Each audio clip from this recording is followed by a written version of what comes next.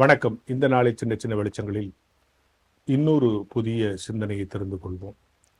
இல்லற வாழ்க்கையினுடைய அடிப்படை எது அப்படின்னா, ஒற்றை வரியில் சொல்லணும்னா புரிதல் இல்லையா? அண்டர்ஸ்டாண்டிங். யாரோ ஒரு வீட்டிலேருந்து வந்த பொண்ணும் யாரோ வீட்டிலேருந்து ஒரு ஆணும் சேர்ந்து ஒரு வீட்டில் வாழணும், வாழ்க்கையை தொடரணும்னும் போது அங்கே அடிப்படை தேவை மற்ற எல்லா புற தேவைகளை விட மனத்துக்குள் ஏற்படுகிற புரிதல் இல்லையா? ஆனா இன்றைக்கு அந்த மன முறிவுக்கெல்லாம் காரணம் இந்த புரிதல் இல்லாமை தான் சொல்றாங்க. ஒரு அருமையான மன முறிவு பற்றிய அல்ல மன வாழ்க்கை பற்றிய ஒரு அருமையான நூல். அதை மன வாழ்க்கையில் இருக்கிறவங்களுக்கு பரிசு கொடுக்கணும்லாம் சொல்லி அட்டப்படத்தில் போட்டுருந்துச்சு. நான் அதில் சும்மா ஒரு கடையில் ஒரு 2-3 வரிகள் படிக்கிற பொழுது, கல்யாணமான உடனே முதல்ல 2 பேரும் ஒருத்தர்கிட்ட இருக்கிற ஒருத்தர் குறைய கண்டுபிடிக்க ஆரம்பிக்கிறாங்க. அதுதான் பிரச்சனை ஆரம்பிக்குது.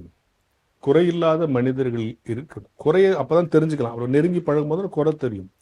அந்த குறையை சகித்து கொள்ளவோ முடியவில்லை. 2 பேரும் ஒருத்தர் தப்பு கண்டுபிடிக்க ஆரம்பிக்கிறாங்க. காதலிக்கிறவங்க கூட ஏன் பிரிஞ்சு போறாங்கன்னா, காதலிக்கும் போது 2 பேரும் பிளஸ் தங்க கிட்ட இருக்கிற பிளஸ்ஸை மட்டும்தான் எக்ஸ்போஸ் பண்ணிட்டு இருப்பாங்க. ஒன்னா வாழ ஆரம்பிக்கும் போது தான் 24 மணி நேரம் ஒன்னா ஆரம்பிக்கும் போது இவங்களுடைய மைனஸ் அவங்களுக்கும் அவங்களுடைய மைனஸ் இவங்களுக்கும் தெரியறதுனால உடனே பிரச்சனை வருது.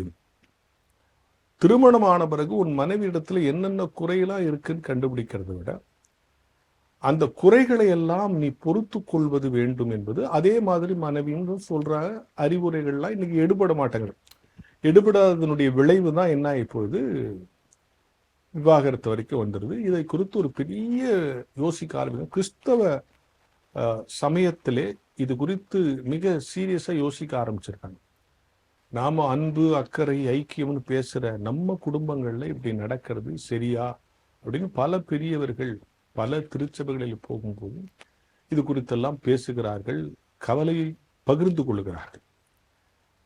நீ கல்யாணமான பிறகு உன் மனைவியிட்ட உன்கிட்ட என்னென்ன சிறப்பு இருக்குன்னு காட்டு. அந்த சிறப்பு எல்லாம் பார்க்கும்போது இவ்வளோ சிறப்பு இருக்கிற இந்த சின்ன குறை இருந்தா பரவாயில்லன்னு அவ விட்டுருவான். அதே மாதிரி மனைவி தன்னுடைய சிறப்புகளை எல்லாம் காட்டும்போது இவ்வளோ சிறப்பு இருக்கலாம், இந்த குறை அட்ஜஸ்டபிள், குறை இல்லாம இருக்காது. அந்த குறையை பெரிதுபடுத்தக்கூடாது அப்படிங்கிறலாம் அந்த நூல்ல சொல்லப்பட்டு கொண்டே வருகிறது. இந்த நூலை பற்றி இந்த விஷயமா பேசும்போது சிங்கப்பூர்ல எனக்கு அருமையான ஒரு நண்பர் இருக்கிறார், காதர் என்று ஒரு அற்புதமான நண்பர். அவரு போற போக்குல ஒரு ஸ்டேட்மெண்ட் எனக்கு சொன்னார். சார், ஏன் தெரியுமா டைவர்ஸ் வருது? Marriage happens without understanding, but divorce happens with full understanding. Marriage understanding இல்லாம நடக்குதாம். ஆனா டைவர்ஸ் அண்டர்ஸ்டாண்ட் பண்ண பிறகுதான் நடக்குதுங்க. ஒருத்தன் கோர்ட்ல சொன்னானா, இவளை நல்லா நான் புரிஞ்சுக்கிட்டேன் சார். இப்போ ஜட்ஜு கேட்டாரான், புரிஞ்சுக்கிட்டு ஏன்டா வாழ மாட்டேன்னா, இவ கூட வாழ முடியாதுன்னு புரிஞ்சுக்கிட்டேன் சார். எனவே வாழ்ந்த பிறகுதான் வாழ முடியாதுன்னு புரியுது. அதான் அவர் சொல்றார், marriage happens without understanding but divorce happen with full understanding. நல்லா புரிஞ்ச பிறகு இனி இது கூட வாழ முடியாதுன்னு முடிவுக்கு வந்துடுறான். எனவே புரிதல் என்பதுதான் மிக மிக முக்கியமானது என்பதை அந்த நூலிலே போற போக்கில் ஒரு 4-5 வரி ஒரு கடையில், புத்தக கடையில் படித்த போது எனக்கு இந்த சிந்தனை தோன்றியது. அதுக்கேற்ற மாதிரி இந்த காதர் சொன்னார். இரண்டையும் இணைத்து சொல்கிறேன். திருமணமான பிறகு உங்கள் மனைவியிடத்தில் உங்கள் சிறப்புகளை ஒவ்வொரு நாளும் வெளிப்படுத்திக் கொண்டே இருங்கள். குறைகள் காணாமல் போய்விடும். குறைகளை பொறுத்து கொள்ளுகிற பொழுது நிறைகள் இனிக்க ஆரம்பிக்கும் என்கிற ஞான வெளிச்சத்தோடு இந்த நாளை தொடங்குவோம்.